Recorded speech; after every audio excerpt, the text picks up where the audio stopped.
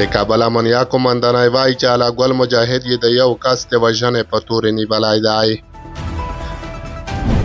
او وروستۍ خبره ده چې هیواد کې په سیندیزو حوزو کې د اوبو د زیاتېدو په اړه خبرداری ورکړل شوی دی. سلام ستړي مشئ، پام وکړئ د یاران ټي وي یوټیوب چینل څخه د تازه او مهمو خبرونو ته. د کابل امنیه قومندانۍ وایي الله ګل مجاهد یې د یو کس د وژنې په تورې نیولی دی. د دغه قومندانۍ بیان د خالد زدرانویلي د تیرې ولسي جرګې غړي الله ګل مجاهد به د قضیې د څېړنو تر بشپړېدو او د صلاحیت لرونکې محکمې تر محکمه په توقیف کې وي.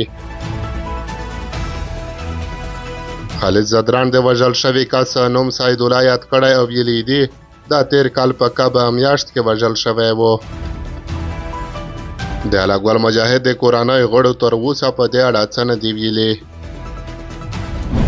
او وروستۍ خبره ده چې په هیواد کې په سیندیزو حوزو کې د اوبو زیاتېدو په اړه خبرداری ورکړل شوی دی. د هیواد په یو شمېر ولایتونو کې له مرګونو سیلابونو وروسته د سرپرست حکومت د اوبو او انرژۍ وزارت د هیواد په یو شمېر ولایتونو کې د نسبتاً سختو بارانونو او واورو د اورښت په یو شمېر سیندونو کې د اوبو د زیاتېدو په اړه خبرداری ورکړی دی.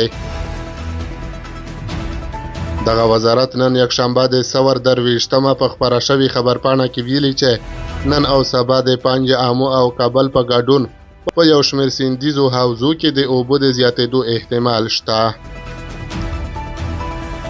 په خپره شوې خبرپاڼه کې ویل شوي چې د بدخشان، تخار، بغلان، پنجشیر، غوربند، کابل، لوګر، میدان وردګو، کونړ او لغمان سیندونو کې د اوبو د سطحې د لوړېدو اټکل شوی دی.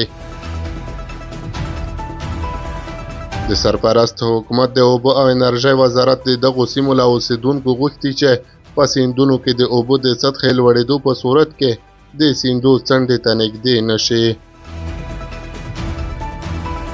دا په داسې حال کې ده چې په وروستیو کې سیلابونو په تخار، بغلان، سمنګان، غور، هرات او بدخشان ولایتونو کې ځاني او درانه مالي زیانونه اړولي دي. د شمیرو له مخې چې یوازې په بغلان کې د وړمې ورځې سیلابونو له امله څه باندې 300 کسان مړه شوي او لسګونه نور له درکه شوي دي.